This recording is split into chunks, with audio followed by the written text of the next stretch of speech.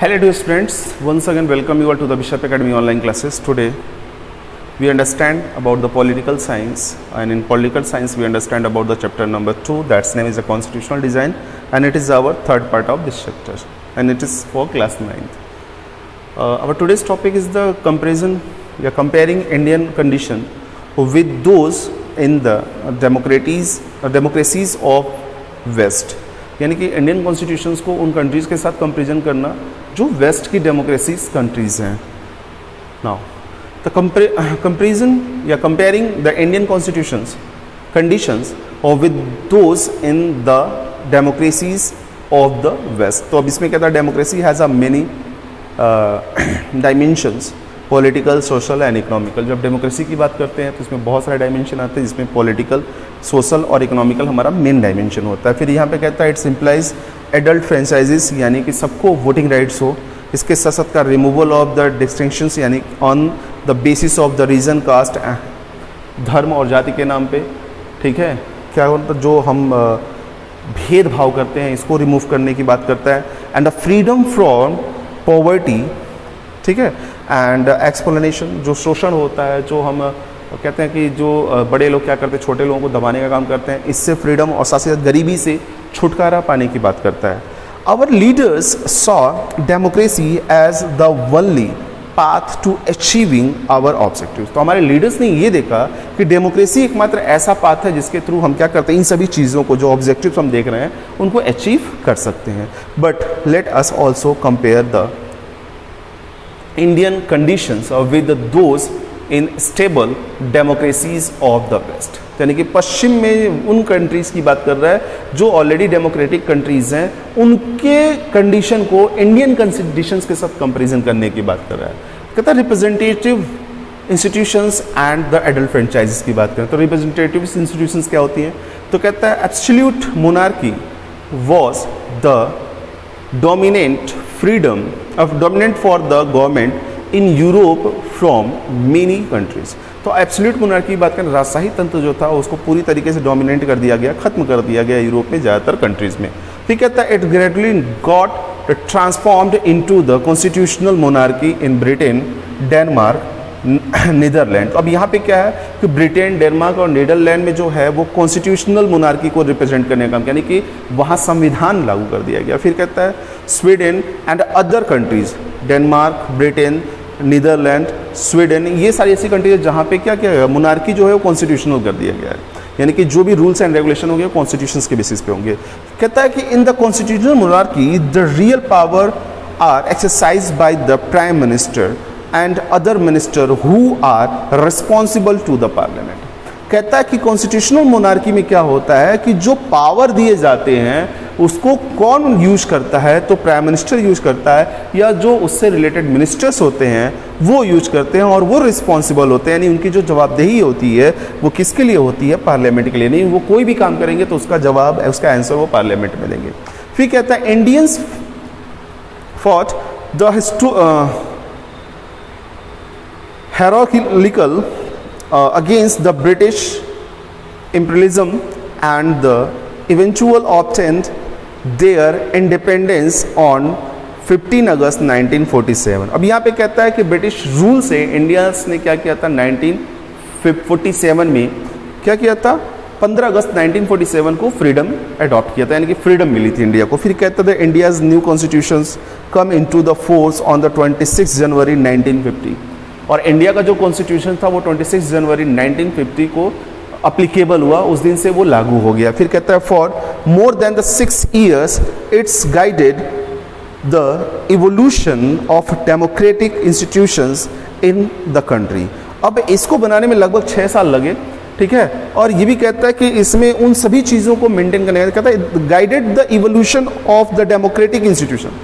Democratic institution थी, यानी कि वो इंस्टीट्यूशन जो डेमोक्रेसी को रिप्रेजेंट कर रही थी, उनको इवेल्युएट करने के बाद जो हमारे अपने कंडीशन के हिसाब से बेहतर था उसको इसमें रखने का काम किया गया. In most European countries the right to vote has been restricted to higher nobilities और the honour of the properties for a very long time. अगर देखें तो यूरोपियन कंट्रीज में क्या था कि राइट टू वोट जो था, यानी कि वोट देने का राइट था, वो ज़्यादातर हायर नोबेलिटीज के पास, यानी कि बड़े लोगों के पास था, वो लंबे समय तक ऐसा ही था। But the citizen of India got this right just on the commitment of the present constitution. तो और इंडियन को जैसे ही हमारा कॉन्स्टिट्यूशन बना उसी दिन से उनको ये वोटिंग राइट्स देने का काम किया गया था। It was revolutionary step Indeed, और ये क्या रहा, अपने आप में एक बहुत बड़ा स्टेप रहा। फिर कहता है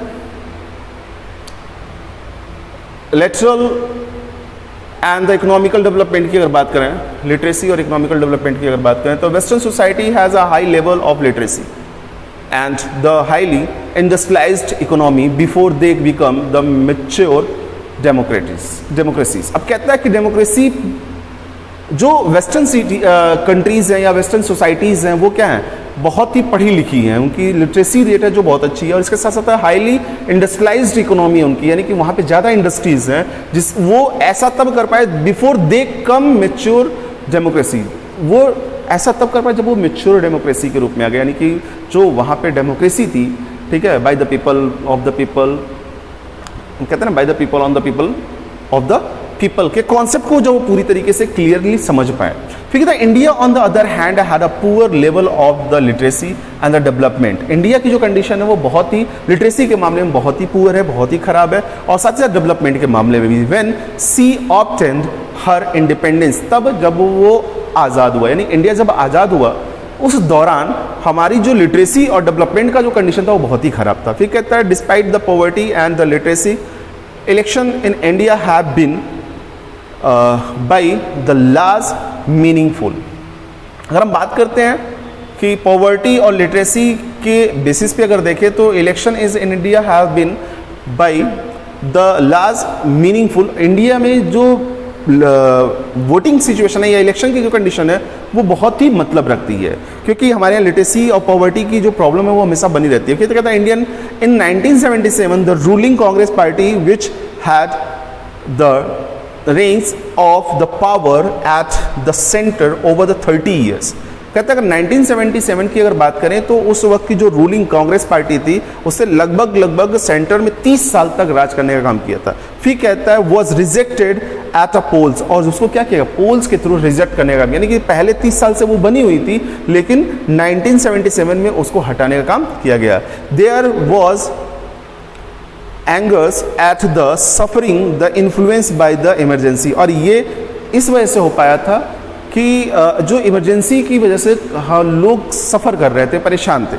फिर कहता power of the government, government की पावर क्या होती है उसकी अगर बात करते हैं, कहता the increases power of the government is regarded with the suspicions by the people of the America end of western European. अब कहते the increasing power of the government, जो गवर्नमेंट की पावर है उसको अगर इंक्रीज करने की बात करते हैं, is regarded with the suspicion, यानी कि सस्पिशन के बेसिस पे by the people of America, America के लोगों का, और ऑफ द वेस्टर्न यूरोपियन यानी वेस्टर्न यूरोप के लोगों का जो है वो क्या करते हैं, जो गवर्नमेंट पावर है उसको इंक्रीज करना जो होता है वो हैंड में होता है किसके, वहाँ के लोगों के। फिर कहता है the government in these countries interfered latest with the people of leaves, but the conditions in India were all together different। अगर हम वहाँ की बात करें, गवर्नमेंट की बात करें, वेस्टर्न कंट्रीज की बात करें, तो वहाँ पे कहता है these countries interfered the latest with the people lives। मतलब उन कंट्रीज का जो इंटरफेरेंस होता है या यूँ कहिए कि उनका जो सिचुएशनल कंडीशन होता है वो वहाँ के लोगों के साथ जुड़ा होता है। लेकिन यहाँ की अगर बात करें इंडिया की तो ऐसा नहीं है, यहाँ पे अलग है। Our people suffered from the many disabilities on the grounds of the religions, caste and sex. तो हमारे यहाँ के लोग क्या हैं, अलग अलग तरीके के प्रॉब्लम को फेस करते हो। किस बेसिस पे, वो जात के बेसिस पे, धर्म के बेसिस पे, और यूँ कह लीजिए सेक्स के बेसिस पे, जिसमें हमारा मेल एंड फीमेल का कॉन्सेप्ट आता है कि कोई लड़का है तो ये काम कर सकता है, वो काम नहीं कर सकता, लड़की है तो उसको घर के अंदर रहना चाहिए। तमाम तरह का जो डिस्क्रिमिनेशन जो हमारा है वो इसमें हमने देखा अपने यहाँ। फिर therefore the many measures had been taken to the safeguard the interest of the weaker section of the society. तो इंडिया में क्या किया गया था, बहुत सारे ऐसे स्टेप उठाने के काम किए गए थे जिससे वीकर सेक्शन ऑफ सोसाइटी को प्रोटेक्ट किया जा सके। The schedule caste and the minorities and the tribesmen, अब इनमें ये कौन सी सोसाइटीज थी? शेड्यूल कास्ट थी, माइनॉरिटीज जिनमें अति पिछड़ा वर्ग, जो कहते हैं कि एकदम जनजातीय लोग जो होते हैं, आदिवासी लोग जो होते हैं, उनकी बात करता है। माइनॉरिटीज़ की बात करता है जिनकी संख्या हमारे यहाँ कम थी, और ट्राइबल पीपल जो थे उनकी बात करता है। तो इन सभी को क्या किया गया? एक प्रोटेक्शन देने का किया गया। फिर कहता है military and the economical strength की अगर बात करें, कहता है European nations had the attained the enormous strength by the time they had a democratic form of the government. उन्होंने क्या किया? अगर हम बात करें यूरोपियन कंट्रीज ने क्या किया, एक डेमोक्रेटिक फॉर्म ऑफ गवर्नमेंट को मेंटेन करने का काम और उसकी वैल्यूज को बढ़ाने का काम किया, जैसे जैसे वो समय बदलता चला गया। फिर कहता है in India the things were different, India में ये चीज़ें क्या अलग हैं। कहता है we had to struggle the build of strong India, हम आज भी क्या कर रहे हैं अगर देखें तो हम स्ट्रगल कर रहे हैं इंडिया को एक स्ट्रॉन्ग इंडिया बनाने में। Our countries went from the strength to strength, but there is need for the great amenities amongst the people। अब कहता है कि हमारी जो कंट्री है वो आगे बढ़ तो रही है स्टेप बाय स्टेप, बट क्या यहाँ पे अभी भी बहुत बड़ी नीड है एमिटीज़ की, यानी कि अगर देखें तो उन सभी कंसेप्ट की जिसके थ्रू हम सब मिलके अपनी कंट्रीज को आगे बढ़ा सकें, ऐसी जो फीलिंग्स है उसकी कमी है अभी। So dear students, in this video that's all. If you have any doubt you should be consult through the Google classroom. Thank you.